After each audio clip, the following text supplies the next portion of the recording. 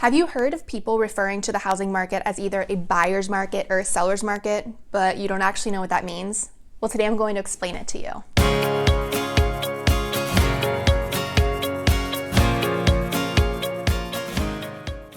Hi everyone, I'm Amy.Salera. I'm a real estate agent who works with buyers and sellers in the Pittsburgh area. If this sounds like you, send me a text, send me an email. I'd love to answer any questions that you have.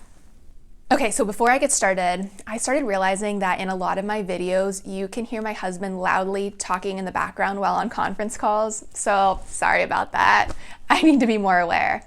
But right now, he's out golfing and the house is quiet. So hopefully there won't be any background noise and we can shoot this video in peace. Okay, so buyer's market versus seller's market. It all comes down to supply and demand. So in a buyer's market, the housing market is favoring buyers. That means that there are less buyers than there are houses for sale. So when this happens, buyers have more of an option of houses to choose from, and there's a better chance that the buyer can get a good deal on a house in a buyer's market. In a seller's market, it's the opposite. So in a seller's market, there are a lot of buyers and not a lot of houses for sale.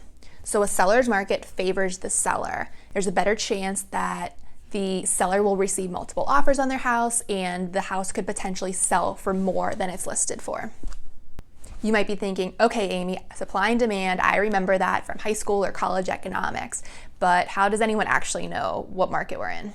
This is all based on inventory. So a balanced market would be 5 to 6 months of inventory. If you have more than 6 months, that market is favoring buyers. If you have less than 5 months, that market is favoring sellers. So here's the formula for how you actually calculate what that number of inventory is and where it is on the scale. And I have my little cheat sheet of numbers here as an example. So let's just look at June of 2020. Obviously, I realized that we were still in the middle of a pandemic and the housing market just got out of quarantine and being under lockdown for a few months, but just a random month as an example. So in June of 2020, we had 290 houses actively for sale, 1,102 houses sold. You divide those numbers in order to get 2.6 months of inventory.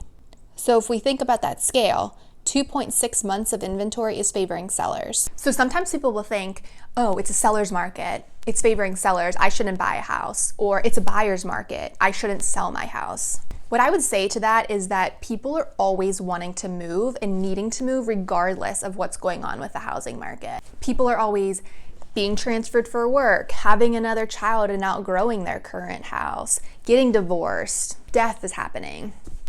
So I would say you can't time the market. You just have to do what is best for your life at that time. I mean, when I'm filming this right now, it's 2020. We're in the middle of a pandemic still, and the housing market is favoring sellers. However, interest rates are currently below 3%. So it's a great time to buy a house. Even though it's a seller's market, if you think you want to move and buy a house, you should really highly consider that. Now you know the difference between a buyer's market and a seller's market, but if you're thinking about selling your house, do you know what you need to do in order to get it sold?